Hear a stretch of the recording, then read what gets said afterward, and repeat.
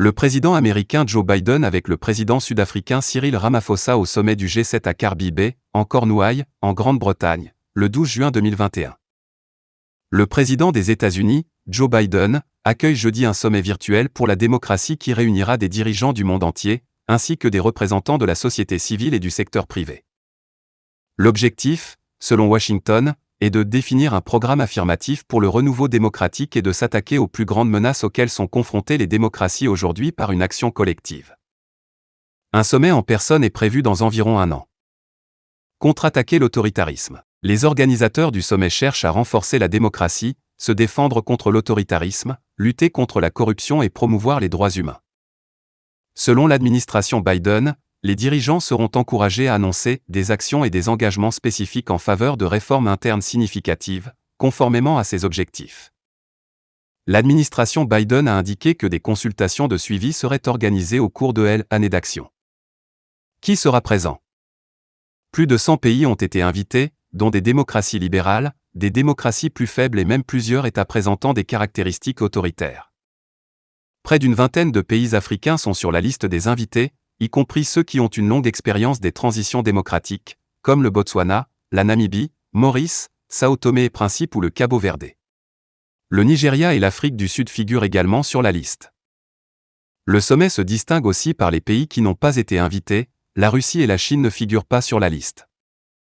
En Afrique, les absences notables incluent notamment le Rwanda, le Soudan, le Sud-Soudan, l'Éthiopie, le Maroc, l'Égypte, la Tunisie et l'Algérie.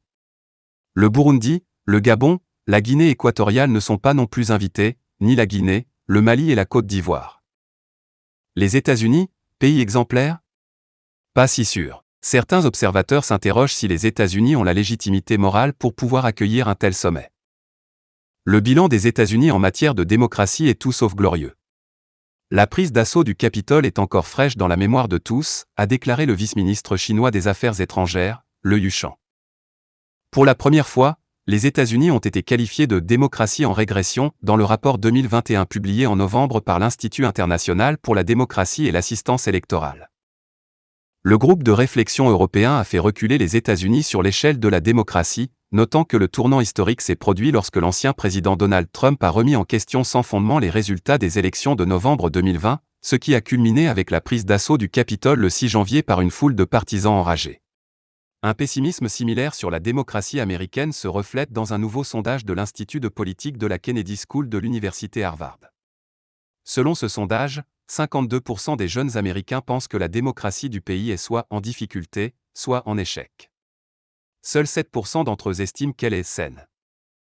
Selon l'administration, c'est précisément la capacité à reconnaître les imperfections et à les affronter de manière transparente, une force propre aux démocraties, que le sommet est censé mettre en évidence.